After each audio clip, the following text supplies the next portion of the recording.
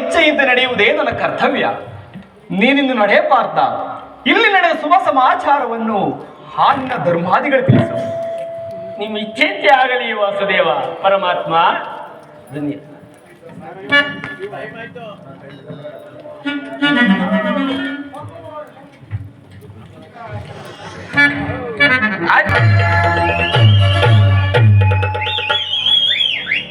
ಕಪಟಿಯಾದ ಕೃಷ್ಣನು ನನ್ನ ಪಕ್ಷವನ್ನು ವಹಿಸದೆ ಹೋದರೆ ತಾನೇ ಏನು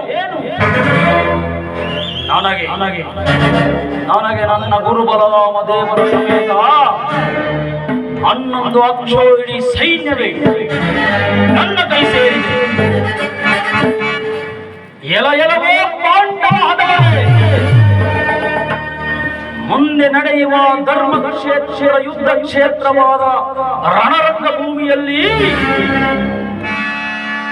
ಈ ಗುರು ಸಾರ್ವಭೌಮನ ವಿಜಯ ಧ್ವಜದ ಹಾರಾಟ ಆ